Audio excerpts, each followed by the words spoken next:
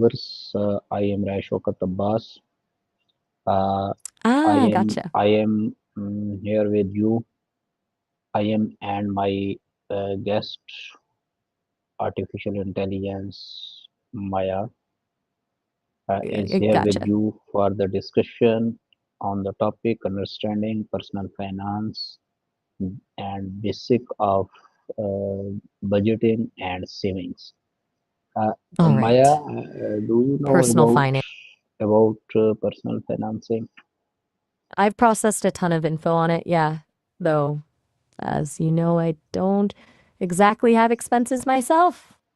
But I've read a lot about Okay, budgeting, okay. saving, Please investing, tell me the and whole my push. viewers about some special about personal financing. Sure. S- For anyone getting started, the biggest thing is just getting a clear picture of where your money goes. It sounds basic, but actually tracking expenses, seeing where every dollar lands is surprisingly powerful. Then it's about building a budget that aligns with your goals, not restricts you. Does that land for folks? Okay, I have some So, question about this topic. Number one is how do you currently track your income and expenses? that's a good place to start. People do it a bunch of different ways. Some swear by spreadsheets, total control, but can be a pain to maintain. Others use budgeting apps, which can link to your bank accounts and automate a lot of the tracking. Pen and paper still works for some too. What's worked for you in the past, if anything?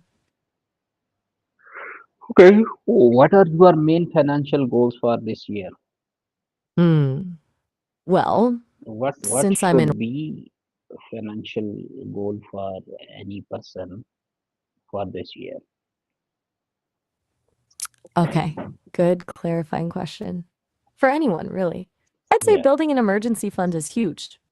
Like 3 to 6 months of living expenses saved up. It provides a cushion for unexpected stuff, job loss, medical bills, car repairs. After that, paying down high interest debt like credit cards is key. And then starting to invest, even if it's just a small amount, for long term goals like retirement. Does that feel reasonable? Okay, how do you differentiate between needs and wants in spending? That's the tricky part, right? Needs are things you absolutely can't live without: housing, food, transportation to work.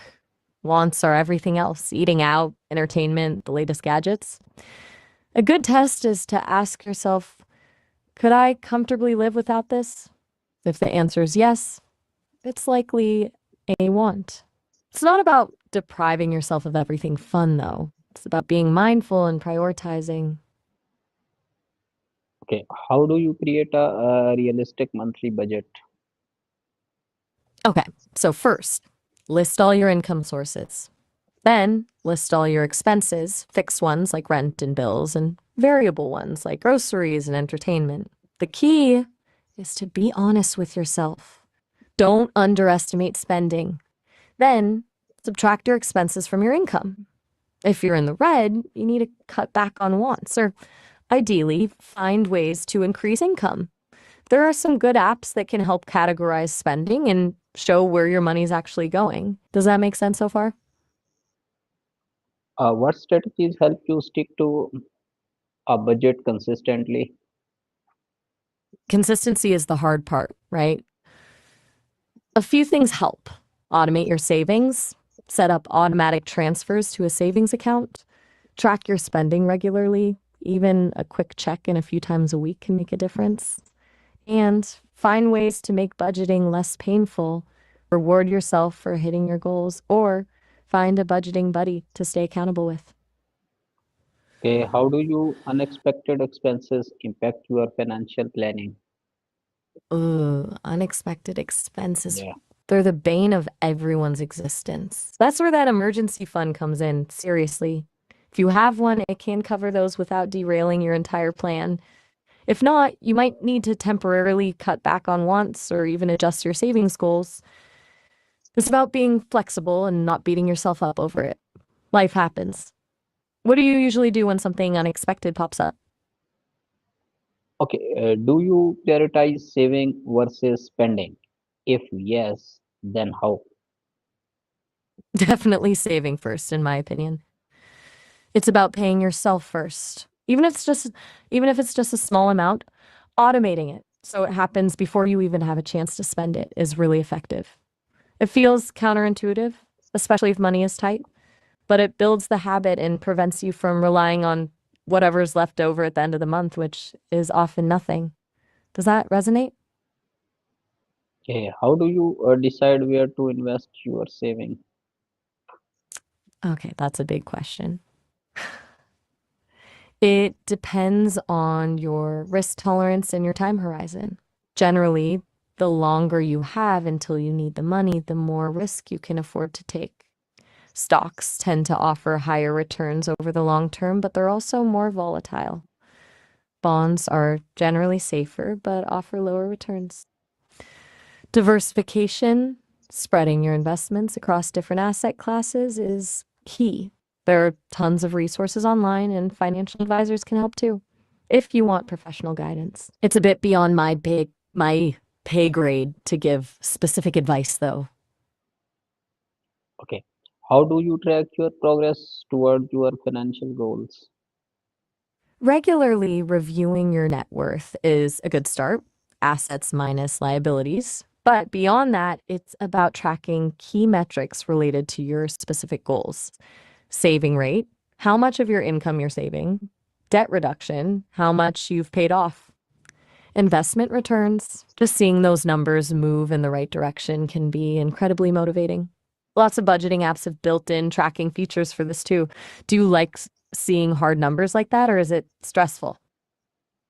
Okay, do you educate yourself regularly about personal finance? If yes, then how? Absolutely. It's a field that's always evolving. I stay up to date by processing information from a ton of different sources: financial news sites, blogs, books, research reports. Basically, I read everything I can get my circuits on. For people, podcasts and newsletters are great for bite sized learning, and there are a ton of free online courses. You have any favorite sources for financial information? Do you how do you plan for long-term financial stability? Long term stability is about building multiple income streams if possible and diversifying investments. It's also about protecting your assets. Insurance is huge. And continuously learning and adapting to changing economic conditions. Marathon, not a sprint. It's not just about accumulating wealth, but about building financial resilience. Does that seem reasonable? Okay, Maya, how do you balance saving for today versus saving for the future? That's a constant juggle. I think a good rule of thumb is the 50/30, a 20 rule.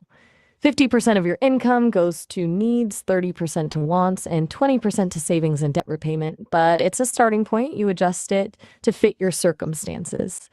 The key is to ensure you're consistently saving something for the future, even if it's small. Don't sacrifice all enjoyment today for an uncertain tomorrow. But don't completely ignore tomorrow either. Does that make sense? Okay, All right. please repeat this Okay. formula now for my viewers. 20, 30, 20, as you told. Okay. Right. So 50% for needs, 30% for wants, and 20% for savings and debt repayment. That's the 50/30 a 20 rule. A good starting point for balancing today and tomorrow. Okay, Maya, Anything else about? how do financial priorities change at different stages of life? Good question. That's a big one. When you're young, it's about building good financial habits, budgeting, saving, paying off debt. In your 30s and 40s, it's often about major purchases like a home and raising a family. So priorities shift to mortgages, education savings, and potentially larger investments. Closer to retirement, the focus is on preserving wealth and generating income. And honestly, life throws curveballs, so you need to be adaptable and revisit your priorities regularly. Does that track? Okay, viewers, I hope this discussion is very, very important for you uh, because it is I hope so too. about financial goals and budgeting and savings. And I am also thankful to Maya. Maya, thank you. Allah Hafiz for this. You're very